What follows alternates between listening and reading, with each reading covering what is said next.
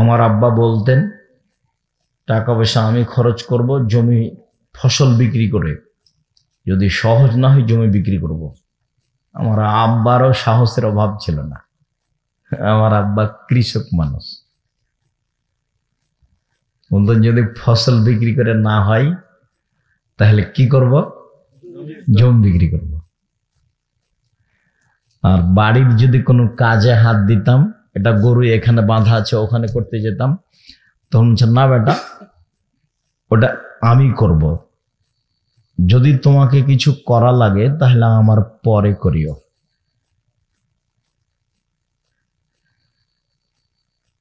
আল্লাহুম্মা গফির লাহু ওয়ারহামহু। তো আকাশ থেকে আল্লাহ নেমে আসেন আপনার সাথে কথা বলার জন্য। তাতে তিনি বলেন, কেউ কি কিছু চায়? যে যা চাই তাকে আমি তাই দিব। নেমে এসে তিনি বলেন, কেউ কি আমাকে ডাকে? কারো কি ডাকার প্রয়োজন আছে? কেউ আমাকে ডাকলে আমি তার ডাকে সাড়া দিব।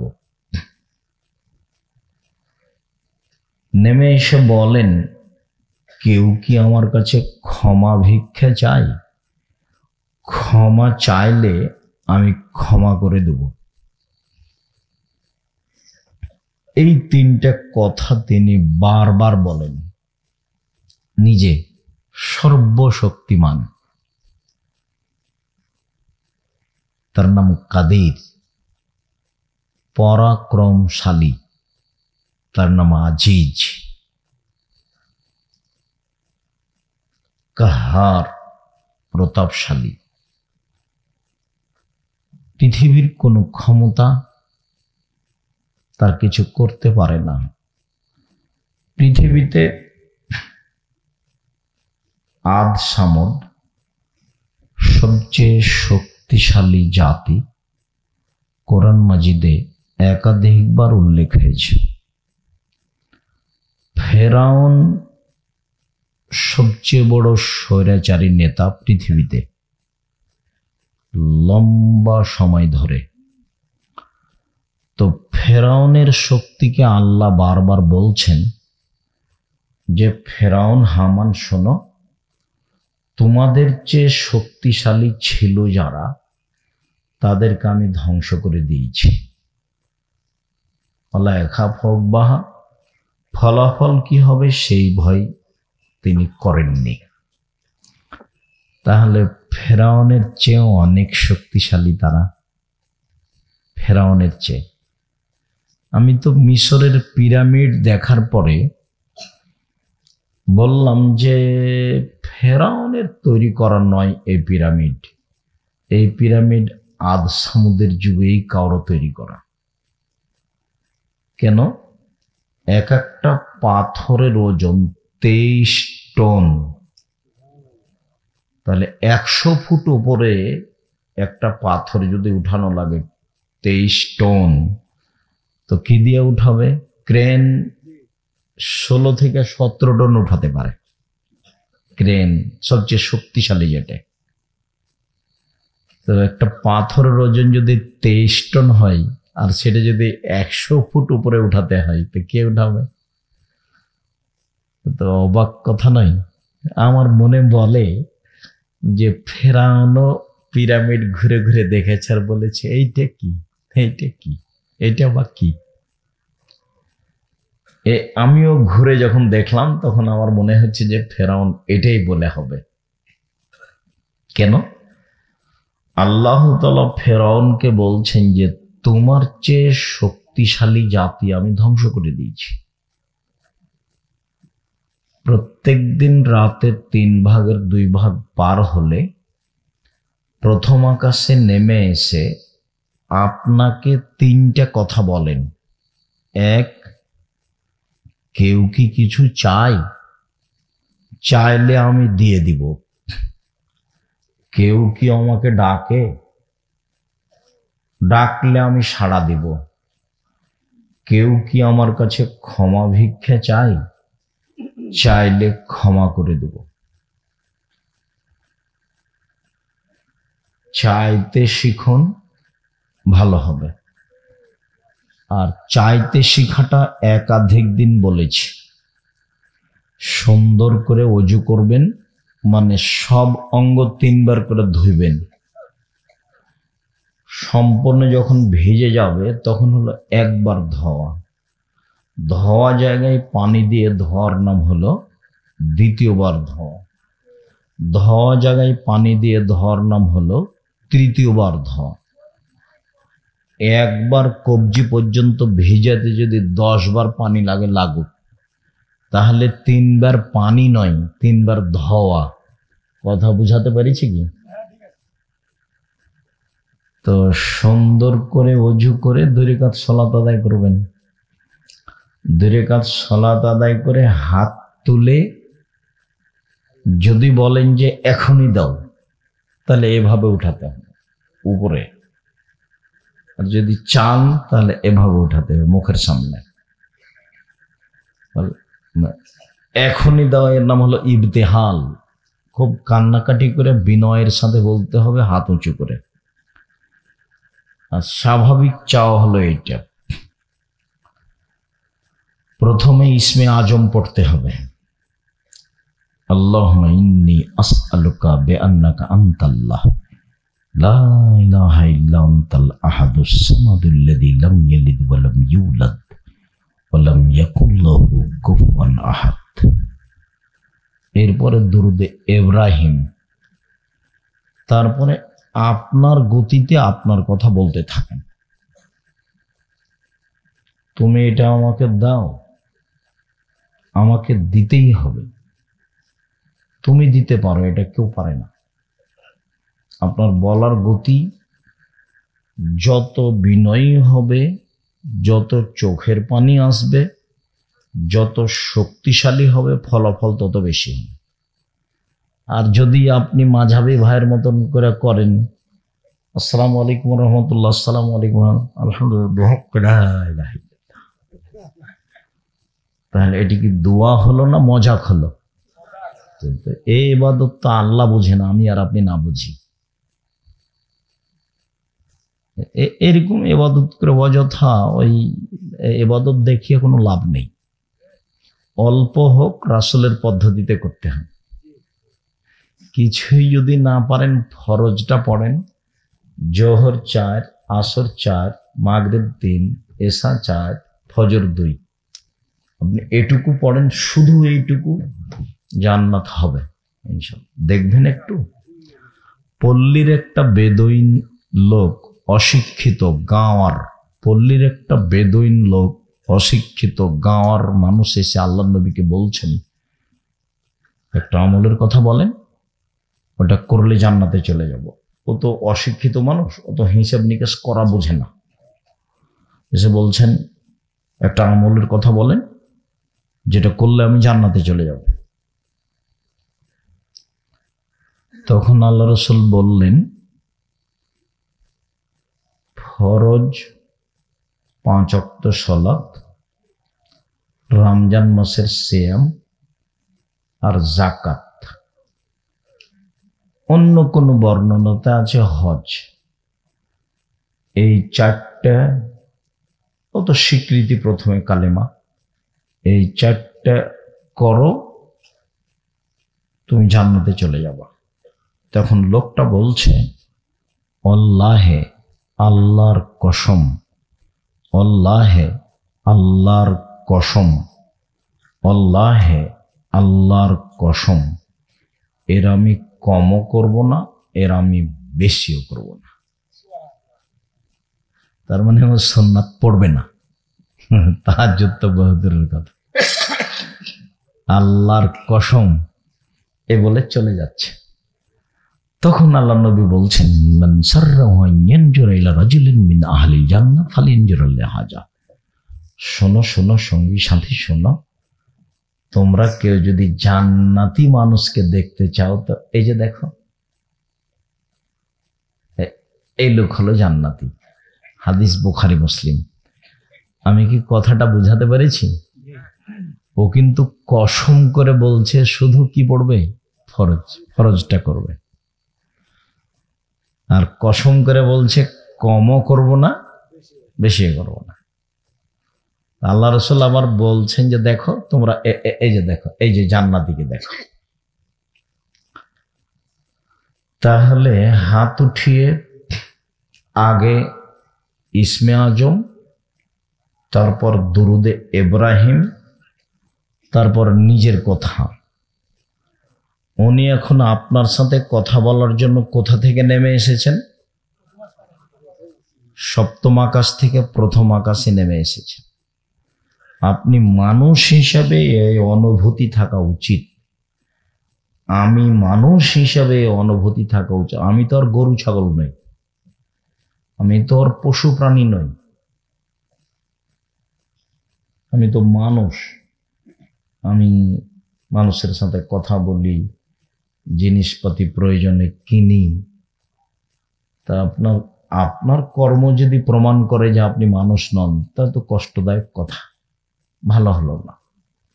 এসবগুলো করেই বা করবেন কি? শেষ ফলাফল মরণ, শেষ ফলাফল মরণ। একদিন দেখছিলেন বয়স 40, দেখলেন একদিন 60, তারপরে দেখলেন নেই। সম্ভবত 1992 সালে সর্বপ্রথম একটা আলিয়া মাদ্রাসা আছে বড় বালানগর। সর্বপ্রথম যখন বক্তব্য শুরু করি বালানগরে এসেছি, তো মহিলা পুরুষ দান, গরু ছাগল মুরগি, মানে ভিন্ন ধরনের প্রোগ্রাম। সবাইকে বলছে যে দানের কাগজ দিতে, সবার হাতে দানের, সবাই বলছে দান, আপনি দান চান, আপনি দান চান। তা আমার হাতে দিয়েছে। তো আমি বলছি রংপুর থেকে দান আদায় করার জন্য এখানে আসেনি। আপনি বললেই আমি সালাম দিয়েছি, বললে আপনি আমাকে একটা দানের কাগজ হাতে ধরিয়ে দিবেন যে আপনি দান চান? আমার নাম আব্দুর রাজ্জাক বিন ইসা। অত দূর বলিনি আমি, বলে আমি রংপুর থেকে আপনার জন্য আদায় করতে আসিনি। এটা আমি তখনই মুখের উপরে বলেছি। তো দানের পরিস্থিতি দেখে আমি সকালে বললাম, ভাইজান, প্রিন্সিপাল ভাইজান, এসব টাকা আপনি কি করেন? এসব টাকার তো একটা কাজ করতে হবে। আলিয়া মাদ্রাসা তো সরকার বেতন দেয়, 10 টাকা দেয় আর 20 টাকা দেয়, বেতন দেয়। তা আপনি এই টাকা কি করেন? আজও কোনো জবাব দিতে পারবে এরকম কোনো ধারণা আমার কাছে নেই। জামিয়া সালাফিয়া ডাঙ্গিপাড়া পবা রাজশাহী 40 বিঘা জমির উপরে প্রায় সবই কিনা। জামিয়া সালাফিয়া রূপগঞ্জ নারায়ণগঞ্জ প্রায় 100 বিঘা জমির উপরে প্রায় সবই কিনা।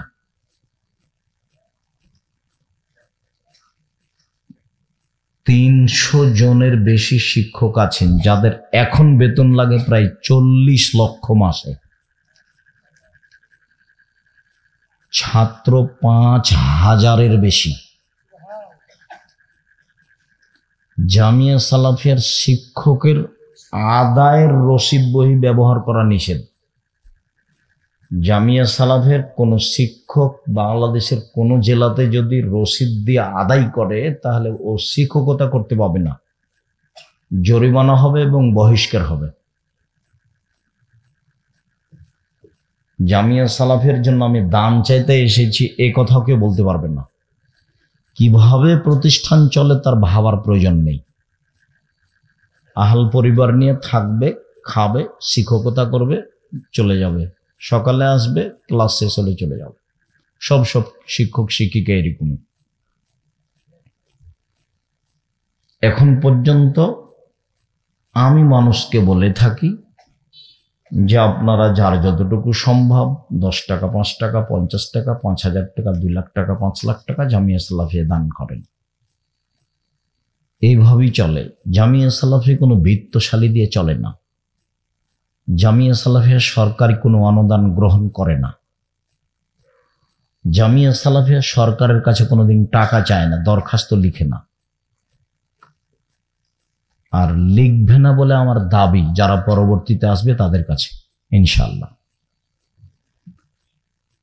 জামিয়া সালাফে বহির্বিশ্বের টাকা দিয়ে চলে না। জামিয়া সালাফ কোনো সংস্থা দিয়ে চলে না। তো কিভাবে চলে? আপনি দেন, আমি দিয়ে, এভাবে চলে। মাসে বেতন লাগে 40 লক্ষ, 519 জন ইয়েতিম আছে। কত? 519 জন ইয়েতিম। সারা দেশ জুড়ে যা জামিয়া সালাফের তা। আল্লাহর রহমতের অভাব নেই। আমিও মাঝে মধ্যে শুকরিয়া আদায় করি, সিজদা করি যে কি ব্যাপার, আল্লাহ ভালো জানে, আমার ত্রুটির কারণে তুমি জামিয়া সালাফের ক্ষতি করো না। আমি জেনে বুঝে কোনো অন্যায় করিনি, এটা আমার ভিতরে বলছে। 10-এর পয়সা আমি খরচ নিজের জন্য কোনোদিন করিনি, এটা আমার অন্তর বলছে। জামিয়া সালাফি এক সন্ধ্যা খেলে আমি তার টাকা দিয়ে দিয়েছি, জামিয়া সালাফি আর আমি খাই না। এরপরেও যদি তুমি অন্তর্যামী বুঝতে পারো যে আব্দুর রাজ্জাক সাহেবের যে এটা ক্ষতি হয়ে গেছে, তো তুমি আমার দিয়ে ক্ষতি করো না। আর এই জিম্মেদারি আমি নিইনি, তুমি জোর করে দিয়েছ। আমি এই জিম্মেদারি নিইনি। আমি ডাঙ্গিপাড়াও তো আসতে চাইনি, আমি ওই রূপগঞ্জ নারায়ণগঞ্জ যেতে চাইনি, আমি দিনাজপুরও যেতে চাইনি। এখন জমি আছে চট্টগ্রামে, জমি আছে বরিশালে, জমি আছে ফেনীতে, জমি আছে ময়মনসিংহে, জমি আছে আপনার যশোরে, জমি আছে ঝিনাইদহে, জমি আছে কুষ্টিয়ায়, জমি আছে দিনাজপুরে, জমি আছে বগুড়ায়, প্রায় জেলাতে জমি আছে আপনার ওই কক্সবাজারে, সব প্রায় জেলাতে জমি আছে জামিয়া সালাফে। সারা দেশ জুড়ে জামিয়া সালাফে গড়ব ইনশাআল্লাহ। ইবাদতের জগতে সবচেয়ে দামি ইবাদত সিয়াম, রোজা। এ দিয়ে আল্লাহকে বেশি সন্তুষ্ট করা যায়। আপাতত চলমান সিয়াম শাওয়ালের 6টে, যা হয়েছে হয়েছে। 6টা সিয়াম পালন না করে যেন শাওয়াল পার না হয়, আমার এটা অনুরোধ ইনশাল্লাহ। উপস্থিত বৈঠকের দিনী বোনেরা আছেন, মহিলারা শোনেন, কয়টা সিয়াম থাকলেন, কি যে করছেন, গল্প করে সময় কাটাচ্ছেন। আমাদের কিছু করার নাই। আপনি আমার দিনী বোন, আপনাকে আমি 2-3টা কথা বলি, দেখেন আমাদের কিছু করার নেই। মহিলাদের জন্য জান্নাত সহজ। আবার আল্লাহর নবী বলছেন যে জাহান্নামের অধিকাংশ মানুষই নারী। জাহান্নামের অধিকাংশ মানুষই নারী। আবার বলছেন যে মহিলারা 4টা কাজ করলেই সহজেই জান্নাতে যাবে, যাতে পুরুষের কোনো সুযোগ নেই। 1, 5 ওয়াক্ত সালাত, 2, রমজান মাসের রোজা সিয়াম, 3, স্বামীকে মেনে চলা, 4, জেনায় লিপ্ত না হওয়া। মন খারাপ করে স্বামীর সাথে কথা না বলে, ঝগড়াঝাঁটি করে, হইচই করে দিন কাটিয়ে কোনো লাভ নেই। আমাদেরও কিছু করার নেই। আল্লাহর নবী এভাবেই বলেছেন, আপনাকে বলে রাখলাম, স্বামীকে মেনেই চলতে হবে, তিতে লাগলেও মিঠা লাগলেও। আপনি এটা বিশ্বাস করেন, নত স্বীকার করেন, আল্লাহ এভাবেই করেছেন। 1, 5 ওয়াক্ত সালাত, 2, রমজান মাসের সিয়াম রোজা, 3, স্বামীকে মেনে চলা, 4, জেনায় লিপ্ত না হওয়া। জান্নাতের সব দরজা খোলা। এইখানে আরেকটা কথা আপনাকে বলি। মেয়ে, এই কথা বলছো কেন? চুপ থাকো। সম্মানিত দিনী বোন, আপনাকে আরেকটা কথা বলি। রাসূল সাল্লাল্লাহু আলাইহি সাল্লাম একদা ঈদের মাঠে গিয়ে, যে ঈদ আমাদের চলে গেল, এটা ঈদুল ফিতরেই ছিল, ঈদের মাঠে গিয়ে পুরুষের সামনে বক্তব্য দেওয়ার পরে মহিলাদের সামনে গেলেন। মহিলাদের সামনে গিয়েই বলছেন, ইয়া মাশারা নিসা তাসাদ্দাকনা ফাইন উরিতুকুন্না আকসারা আহলিন নার। মহিলারা শোনো, তোমাদের অধিকাংশ নারী জাহান্নামী। তোমরা দান করে জাহান্নাম থেকে বাঁচো। দান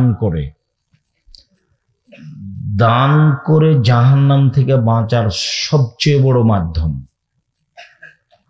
মানুষে চাইলো, তখন আমি মনে করলাম আরে ওর প্রয়োজন, সেই জন্য চাচ্ছে, কি যে করবে, খেয়ে নেবে কি করবে, আপনার ভিতরে একটা জাগলো। আসলে এটা আমাদের দুর্বলতা। দান ঝাতে পারতাম তাহলে আপনি এটা বলতেন না। দান হলো ইবাদত।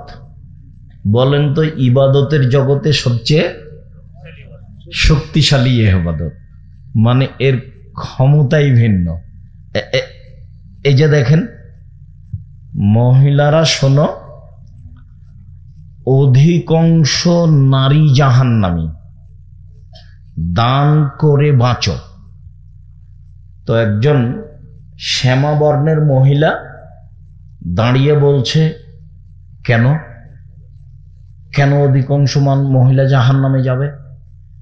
মক্কার মহিলা এরকম সাহস রাখে না, মদিনার মহিলারা আজও এরকমই। বলে কেন যাবে?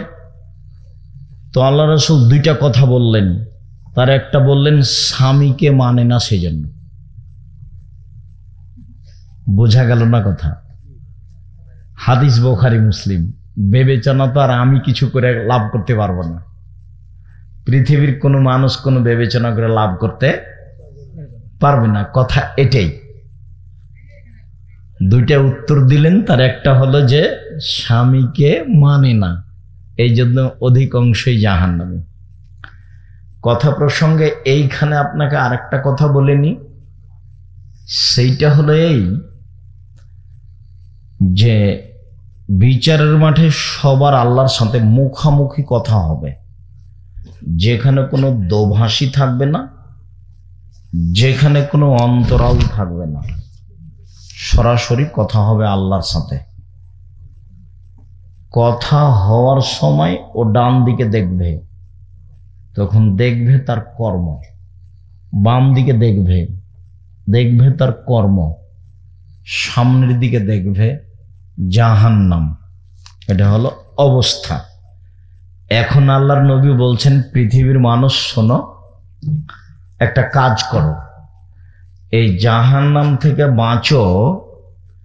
খেজুরের বীজের উপরে একটা সাদা পর্দা থাকে, একেবারেই চিকন, তারপর থেকে খেজুরের এই মূল অংশগুলো, এটা কি ধরা পড়ে কোনোদিন দেখেছেন? খেজুরের বীজের উপরে একটা কি থাকে? সাদা পর্দা থাকে। তো আল্লাহ নবী বলছেন যে টাকা পয়সা না থাকলে এটার সমান করে হলেও দান করে জাহান্নাম থেকে বাঁচো। আর একবার বলছেন যে দান কবরের শাস্তিকে বন্ধ করে দেয়। তোমার বাপ মায়ের জন্য দান করো, বাগমারা জেলায় বাড়ি, বাপ মায়ের জমি ভোগ করো, থাকো খাও তার বাড়িতে, তার জন্য কি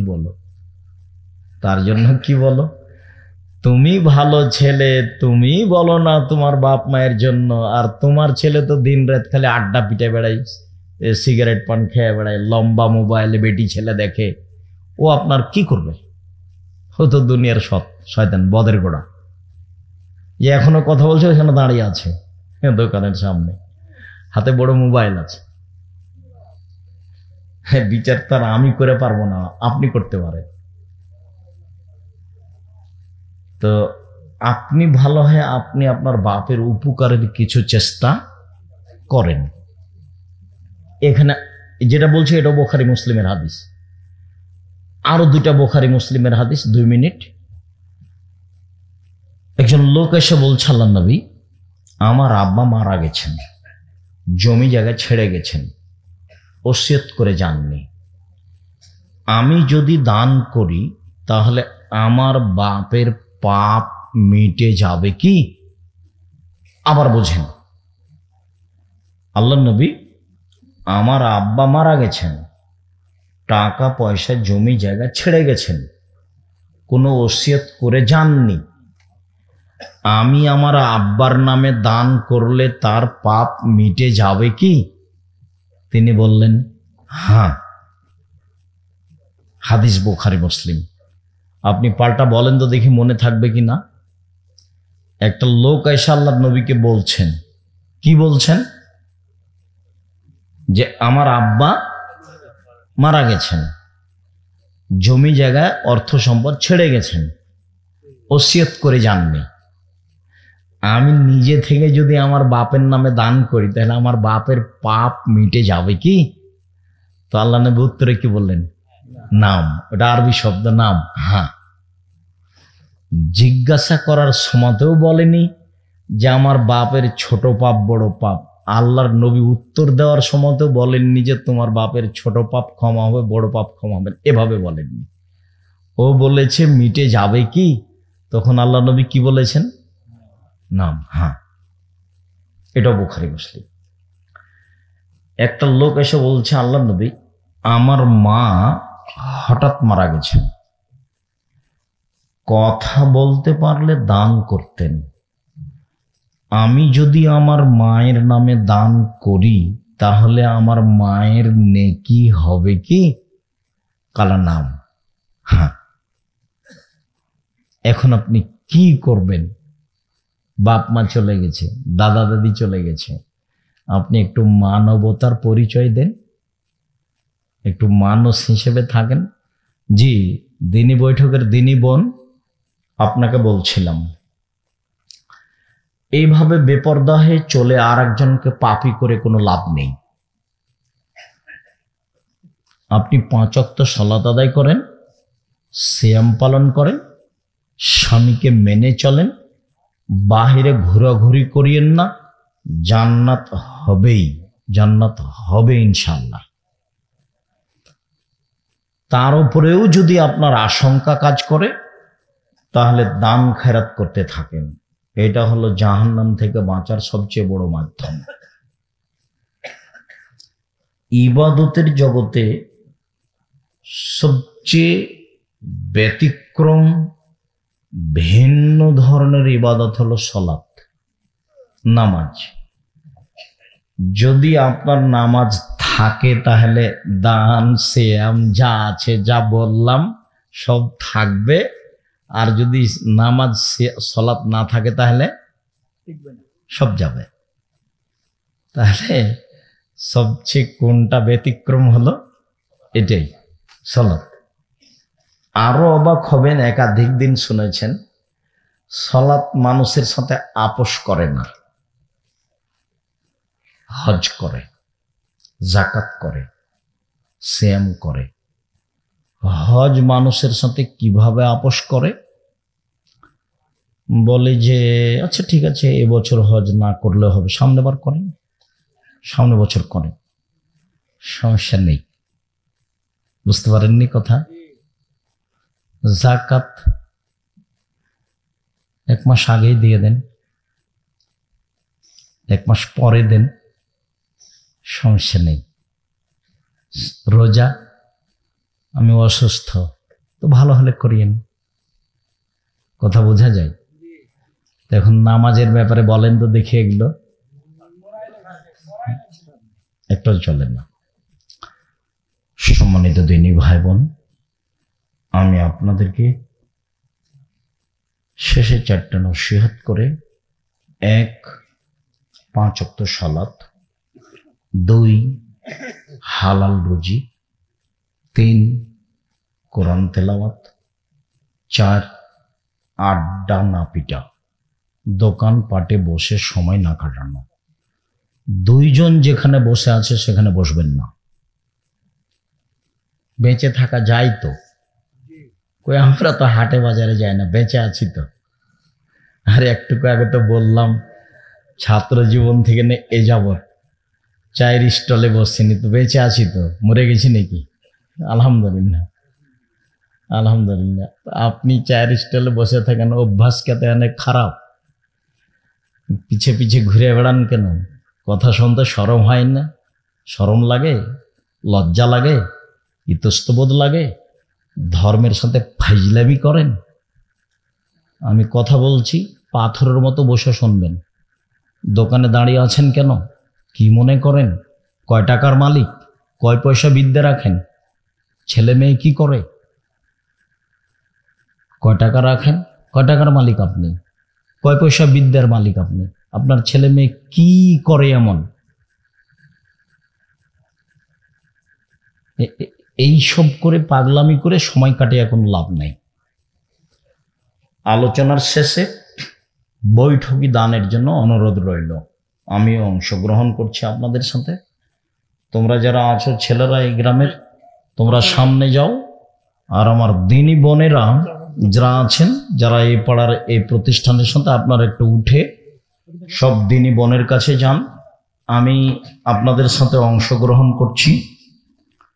সবাইকেই সহযোগিতার জন্য অনুরোধ জানাচ্ছি। এই ছেলে, এখানে কে আছে? স্টেজে যারা আছেন তারা আপনারা সবাই সহযোগিতা করবেন। দান 2 টাকা হোক আর 1 টাকা হোক আর 500 টাকা হোক।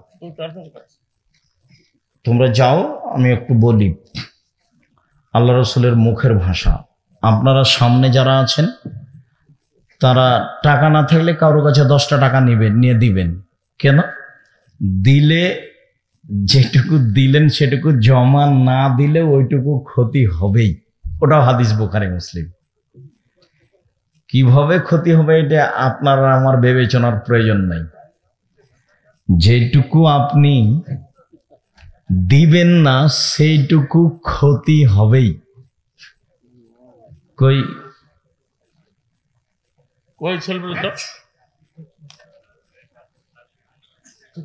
আচ্ছা, মহিলাদেরকেও বললাম, আপনাদের ভিতরে কেউ থাকলে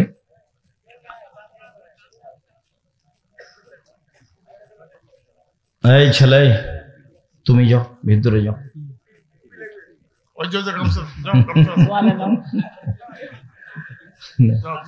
এই তুমি যাও, তুমি যাও, যাও ওটা। জি, আল্লাহ রসুলের মুখের ভাষা বলি 2-1টা। দান হাতে দিলে আল্লাহ রসুল বলতেন আল্লাহুম্মা সাল্লি আলাইহি আল্লাহুম্মা বারিক আলাইহি, আল্লাহুম্মা সাল্লি আলাইহি আল্লাহুম্মা বারিক আলাইহি। আমি তো আমার জীবনে এইভাবে করেই জামিয়া সালাফে চলছে। আপনি এটা ভাবিয়েন না যে জামিয়া সালাফে মনে হয় ফেরেশতা টাকা দিয়ে যায়। ফেরেশতা টাকা দিবে, মানুষে দেয়। যায় দেখেন না, ভিতরটা হলো 40 বিঘা জমির উপরে, মসজিদটা হলো 90% জমির উপরে। কতখানি? 90%। এক তালাতে 3000 স্বাভাবিক 4000 মানুষ ধরবে। মসজিদটা 4 তালা, মানে যমুনার এই পারে এত বড় মসজিদ নেই। আর যেটা রূপগঞ্জে হচ্ছে সেটা এশিয়া মহাদেশে বড়। ওটা 2 একর 6 বিঘা জমির উপরে। এইরকমই 5-10 টাকা দিয়ে, ওতে বরকত আছে। যেটাতে বরকত থাকে সেটাতে কাজ হয়। শুক্রিয়া, জাযাকুমুল্লাহ খান। আল ইতিসাম পত্রিকা আছে, 50টা প্রশ্নের উত্তর। কে এজেন্ট আছে আপনারা তার সাথে যোগাযোগ করবেন। বইও আছে পিছন দিকে, আমার হাতের পিছন দিকে বই পুস্তক আছে। অবশ্যই বই পুস্তক সাথে নিয়ে যাবেন। আর সবাই কম হোক 10 টাকা হোক দিয়ে যাবেন। আমি কয়েকটা প্রশ্নের উত্তর দিই। এই যে আপনাদের জিজ্ঞাসা, যারা দান চাচ্ছে তাদের সহযোগিতা করেন আর প্রশ্নের উত্তর শোনেন। মেঘমুক্ত আকাশে গাছের উপরেই সূর্য অস্ত হয়ে যাচ্ছে, তাহলে কি সূর্য অস্ত হবে? না, গাছের উপরে হয় না। যদি আকাশে মেঘ না থাকে, ফাঁকা জায়গা থাকে, তো চোখের আড়ালে যখন সূর্য যাবে তখনই ডুবেছে। ওয়ালাইকুম আসসালাম।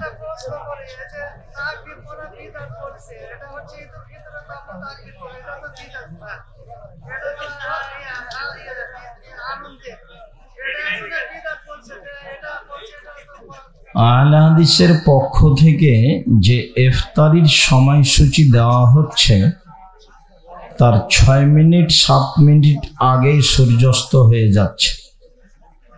সূর্যাস্ত হলেই ইফতার করবে, এটাই ঠিক। মৃত পিতা সন্তানকে স্বপ্নে এসে বলেছে, আমি খুব কষ্টে আছি কবরে, এই স্বপ্নের ব্যাখ্যা কি? এরকম স্বপ্নের কোনো ব্যাখ্যা নেই, এগুলো স্বপ্নই। খারাপ লাগলে বাম দিকে থুথু 2 রাকাত সালাত, খারাপ লাগলে বাম দিকে থুথু 2 রাকাত সালাত। প্রিয় শাইখ, মেয়ের জামাইয়ের কাছে শাশুড়িকে মুখ ঢেকে পর্দা করতে হবে? জি না, জামাইয়ের সামনে শাশুড়িকে পর্দা করতে হবে না।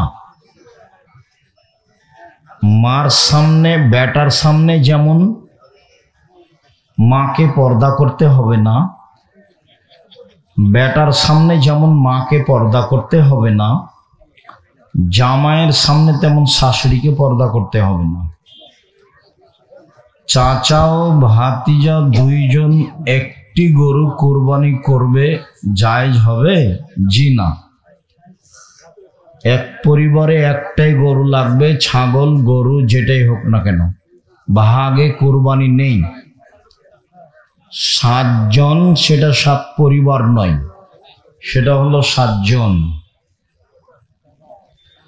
অনলাইনে লটারিতে যে কোরআনগুলো দেই সেটা কি নেওয়া জায়েজ হবে? লটারি যদি কারো টাকা মেরে কাউকে দেওয়া হয় তাহলে হারাম। আর টাকা লাগেই না, তুমি লটারিতে ফ্রি পাচ্ছ তো জায়েজ। বুঝনি কথা? মানে 500 জনের কাছ থেকে টাকা নিয়েছে, নিয়ে 20 জনকে দিয়েছে, এটা হলো হারাম। 500 জন টিকিট করেছে, কারো টাকা লাগেনি, অন্য কোনো সংস্থা দিচ্ছে, তখন সেটা জায়েজ। দেনমোহর হিসাবে স্ত্রী যদি স্বামীর কাছে থেকে পড়াশোনা খরচ বাবদ টাকা নেই, সেটা কি পরিশোধযোগ্য হবে? হবে। স্বামী এই টাকাটা দেনমোহরে হিসাব করবে কেন? এমনি দিবে যে পড়ো, আমি টাকা দিচ্ছি। পড়ার খরচ দেনমোহর হিসেবে দিলে সমস্যা নেই, হবে। দেনমোহরে রাজশাহের একটা ফজলে আম হলেও হবে। স্ত্রীকে রেখে প্রবাসে গিয়ে কতদিন থাকা যাবে? স্বামী স্ত্রী যতদিন রাজি আছে, 2 বছর, 5 বছর, 10 বছর। তবে এই জীবন ভালো নয়, এতে জেনা হয় বেশি। উভয়ের সম্মতিতে যতদিন তাদের ইচ্ছে। ইফতারের আগে সম্মিলিত মোনাজাত হয়, ওই মসজিদে কি ইফতার দেওয়া যাবে? না দেওয়াই ভালো। ইফতারের সময় সম্মিলিত মোনাজাত বিদআত, সবাই পাপী। যত অংশগ্রহণ করেছে সারা পৃথিবীর মানুষ যদি সবাই ইফতারির সময় সবাই মিলে হাত তুলে দোয়া করে তো সবাই পাপী।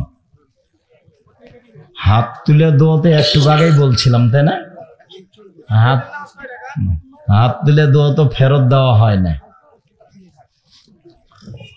আমাদের মসজিদে অনেক বেদাতি কাজ হয়।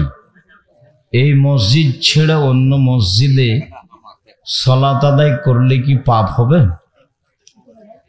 বেদাত তোমার যদি না করে চলে তাহলে এখানেই থাকো, আর যদি এই বেদাত তোমাকে করতে বাধ্য করে তাহলে অন্য মসজিদে যাও। যদি এখানে বাধ্য না করে, ওরা বেদাত করছে কিন্তু আপনাকে বাধ্য করেনি, তা আপনি থাকেন। আর যদি আপনাকে বলে যে এই মসজিদে আসলে হাত তুলে দোয়া করতে হবে, তাহলে অন্য মসজিদে যান। শুকরিয়া, জাযাকুমুল্লাহ খায়র। অনেক পয়সাপাতি খরচ করে প্রোগ্রাম করেছেন। এলাকাবাসী বিভিন্ন সময়ে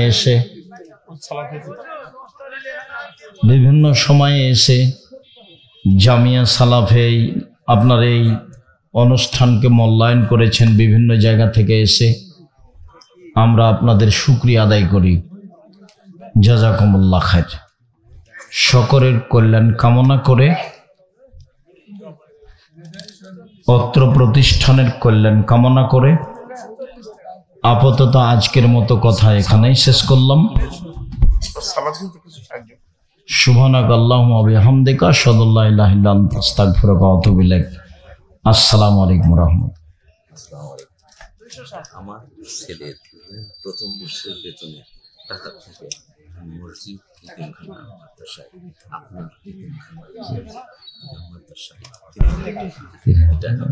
আজ বুঝেছেন। জাযাকাল্লাহ খায়র, বারাকাল্লাহ, তাকাব্বালাল্লাহ। আল্লাহ কবুল করো, তাকাব্বালাল্লাহ, তাকাব্বালাল্লাহ। আমি বুঝেছি কথা। জাযাকাল্লাহ খায়র। আল্লাহ আপনার ছেলে রুজিতে বরকত দান করুক, হায়াত দারাজ করুক। শুকরিয়া। আচ্ছা, জাযাকুমুল্লাহ খায়র। তো সকলের কল্যাণ কামনা করে অনেকক্ষণ থেকে বসে দান।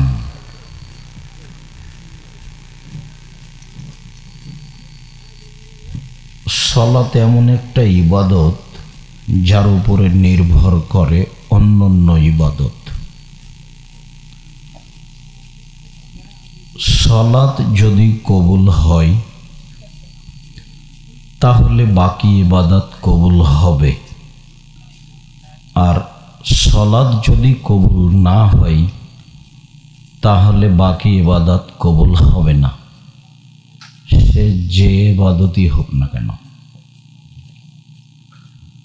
যদিও ইবাদতের জগতে সবচেয়ে দামি ইবাদত সিয়াম।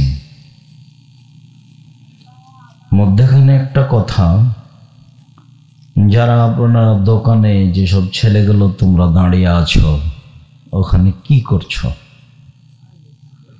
তোমাদের এই নির্বাচন এটা সেটা করে কি তোমাদের বুদ্ধি বিবেক হারিয়ে গেছে? তোমরা কি নির্বোধ? অন্তত মুসলমানের ঘরের ছেলে মাহবুব মাদানী যিনি কথা বলছিলেন, এনার হলেন সুদক্ষ পণ্ডিত, দেশেও ভালো ছাত্র, মদিনা বিশ্ববিদ্যালয় ভালো ছাত্র, রাজশাহীতে হাজার হাজার ছাত্রের মধ্যে শ শিক্ষকের মধ্যে ভালো শিক্ষক।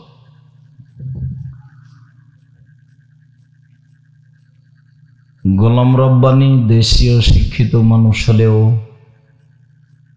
ছাত্রদের কোনো প্রকার অভিযোগ নেই, যে কোনো সাবজেক্ট তারা দক্ষতার সাথে পড়াতে পারে।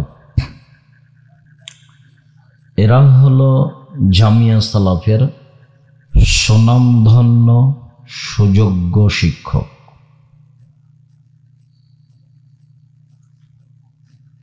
এখন আমি আছি বা আমি আসিনি বা আমি নেই, তার কারণে আপনারা মনোযোগ সহকারে যদি কথা শুনে না থাকেন বা দোকানপাটে বসে থাকেন তাহলে এটা আপনাদের খারাপ অভ্যাস। এই অভ্যাস ভালো নয়, এগুলো শয়তানি। একটা বৈঠক হয়েছে, এগুলো কি রোজ হয় নাকি? আজকে এই হাট বাজার সব এখানে আজকে করতে হবে? আমরা জীবনে কোনোদিন এরকম জায়গাতে হাট বাজার করিনি। ঈদের দিন জিনিস কিনি না, আমরা তো আছি বেঁচে। আমার জীবনে কোনোদিন আমি চায়ের স্টলে বসিনি। আমি 90 সাল থেকে মাঠে আছি। ছাত্র জীবন আমার 16 বছর। এই 16 বছর ছাত্র জীবনে 90 সাল থেকে বর্তমান 2025 পর্যন্ত এই দীর্ঘ সময় আমি কোনোদিন 1 মিনিটের জন্য চায়ের স্টলে বসিনি। এই ছেলে যাও পিছন দিকে, কে গল্প করছো? গল্প বন্ধ করতে বলো। ওর ইতস্তবোধ আছে? এই তোমরা যাও, ওকে এখান থেকে সরাও। তোমার একটু লজ্জা হয় না? তুমি পিছনে কেমনে কথা বলো? তুমি আমার পিছনে কথা বলো কোন দুঃসাহসে? তোমার একটু হিতাহিত জ্ঞান নেই? এই ছেলেরা, এই যাও দেখো কে কথা বলছে, জমিদারকে সরাও।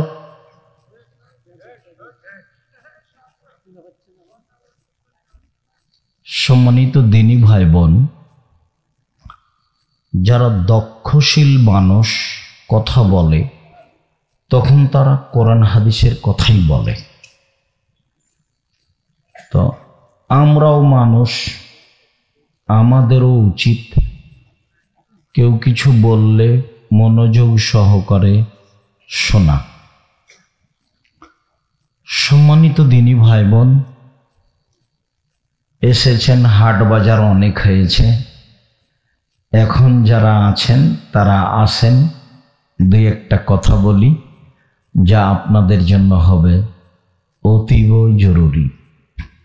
আর স্বভাব নিজে পরিবর্তন করতে হবে, মানুষ স্বভাব পরিবর্তন করতে পারে না।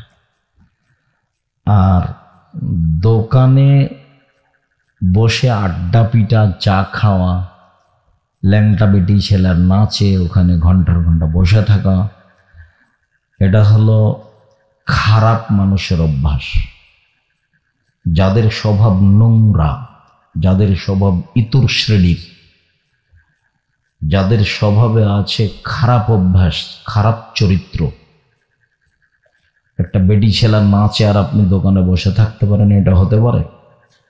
আমরা তো 30 সেকেন্ড দাঁড়াতে পারবো না ওখানে।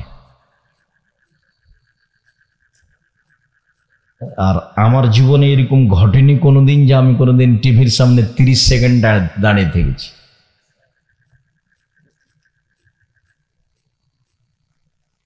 কেউ কি আপনাকে জোর করে ভালো করতে পারবে? আপনি ভালো হওয়ার চেষ্টা করেন, যদি স্বভাব পরিবর্তন না হয় তাহলে রাতে উঠে 2 রাকাত সালাত আদায় করে কান্নাকাটি করে ওকে বলেন, আল্লাহকে। কেন বলবেন? প্রত্যেক দিন আপনার সাথে কথা বলার জন্য রাতের 3 ভাগের 2 ভাগ পার হলে নেমে আসেন প্রথম আকাশে। আবার কথাটা বুঝেন, আপনি কিছু বলবেন, এইটা শোনার জন্য আল্লাহ প্রত্যেক দিন রাতের 3 ভাগের 2 ভাগ শেষ হলে প্রথম আকাশে নেমে আসেন শুধু আপনার কথা শোনার জন্য। তা আপনি যদি রাত 2টায় ঘুমিয়ে সকাল 8টায় উঠেন, তাহলে কি আপনি আল্লাহকে মূল্যায়ন করলেন? আপনি কি কিছু চাইলেন? আপনি কি কোনো প্রয়োজনের কথা বললেন? খালি 2 ধরনের জন, হ্যাঁ করে তো ঘুরে বেড়া, আর নাহলে অসুবিধা মানুষের সামনে পেশ করা। 2 লক্ষ টাকা দেন, 5 লক্ষ টাকা দেন, অমুক করেন, সেই করেন, আমার ছেলে মেয়ে এই, নাহলে ভিক্ষা, নাহলে কিছু।